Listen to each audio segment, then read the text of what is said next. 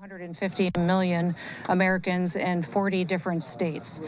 We've been working together here at the FEMA headquarters and have opened our National Response Coordination Center and are working with local and state authorities to make sure that we're getting individuals and communities pre-deployed resources that they may need and also preparing them for the upcoming days, which will significantly impact them and their citizens. The Trump administration and FEMA are working closely with them to get them information, to get them resources, and to help them be prepared and well equipped for the road ahead as we go through this next week. But before I take any questions and give more details on the storm and its impact, I do want to address the tragic situation that we saw in Minneapolis today that unfolded on the streets. It occurred with DHS law enforcement as they carried out their lawful duties to keep Americans safe in the threat of criminal illegal aliens in this country. At 9:05 a.m. Central Time, the Department of Homeland Security law enforcement officials and officers were conducting targeted operations in Minneapolis against an illegal alien whose criminal history included domestic assault with intentionally inflicting bodily harm, disorderly conduct, and driving without a valid license. An individual approached U.S. Border Patrol officers with a 9mm semi-automatic handgun. The officers attempted to disarm this individual, but the armed suspect reacted violently. Fearing for his life and for the lives of his fellow officers around him, an agent fired defensive shots. Medics were on the scene immediately and attempted to deliver medical aid to the subject, but he was pronounced dead at the scene. The suspect also had 2 magazines with ammunition in them that held dozens of rounds. He also had no ID. This looks like a situation where an individual arrived at this scene to inflict maximum damage on individuals and to kill law enforcement. About hundreds of protesters then showed up at the scene. They began to obstruct and to assault law enforcement officers. We saw objects being thrown at them, including ice and other objects, and a rampant assault began, and even an HSI officer agent's finger was bitten off. Crowd control measures were deployed to bring safety to the public and to law enforcement at the scene. And once again, I want to remind everybody that this situation and this tragedy did not have to happen. Our law enforcement are doing everything that they can to protect the public. We're praying for this deceased loved one's family and friends, but we also recognize that the Minnesota governor and the Minneapolis mayor need to take a long, hard look in the mirror. They need to evaluate their rhetoric, their conversations, and their encouragement of such violence against our citizens and our law enforcement officers. I'll remind you that Governor Walz today in his press conference said that our officers were not even law enforcement, which is a lie. He's called them the Gestapo. He's encouraged residents and citizens and violent rioters to resist. He's doxed their identities, putting themselves and their families' lives in jeopardy. He's refused to turn over murderers to federal law enforcement officers. He's protected illegal criminals and protected them from being brought to justice, and even overseen a historic, unprecedented theft of American taxpayer dollars. Tens of billions of dollars were stolen under his watch, and he allowed it to happen, and in some instances may have even facilitated it. In other cities and states across the country, we don't see this happen. Local, state, and officials work with us to make sure that we're making their streets safer. I'll point to the city of Memphis, which is where there is a Democrat mayor in place. He worked with us and our federal law enforcement officers, and we saw murder rates drop by 50% because of that partnership. We've seen historic lows in the criminal acts that have happened in that city. We've had the same amount of law enforcement officers there, but a very different result because of the leadership in place. Last week, ICE did over 2,000 different operations, and we saw people be brought to justice and the American people made safer because of that work.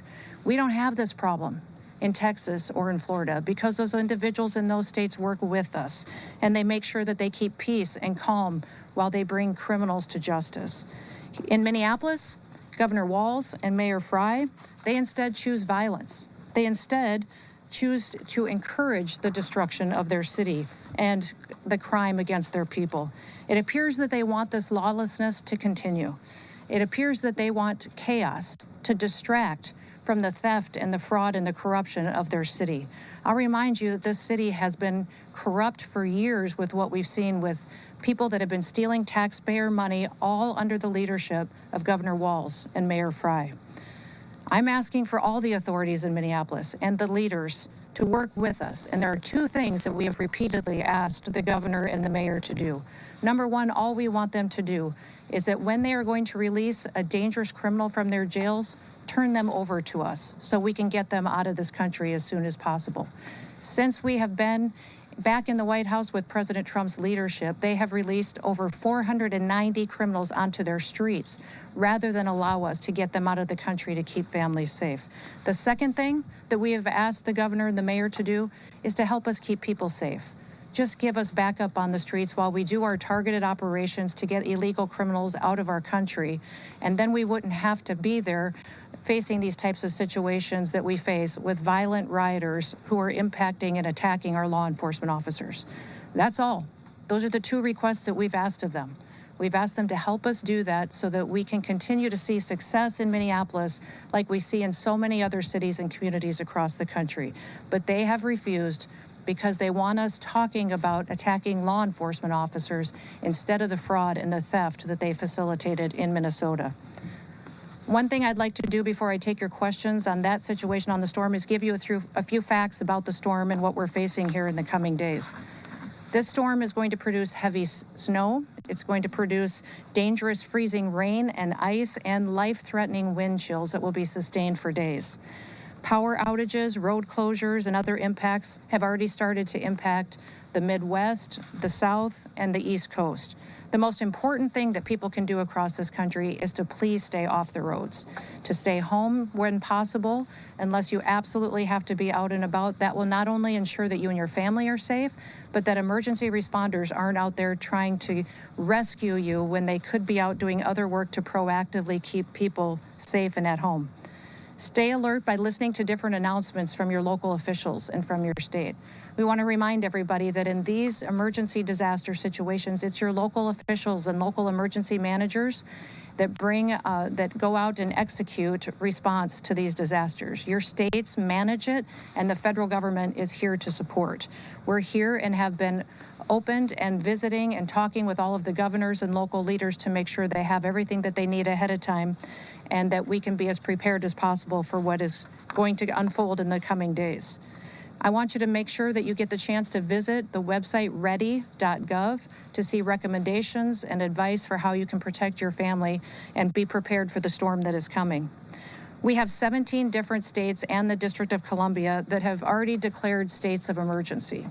President Trump has already approved emergency declarations at the federal level for these following states: for South Carolina, the Commonwealth of Virginia, Tennessee, Georgia, North Carolina, Maryland, Arkansas, Kentucky, Louisiana, Mississippi, Indiana, and West Virginia.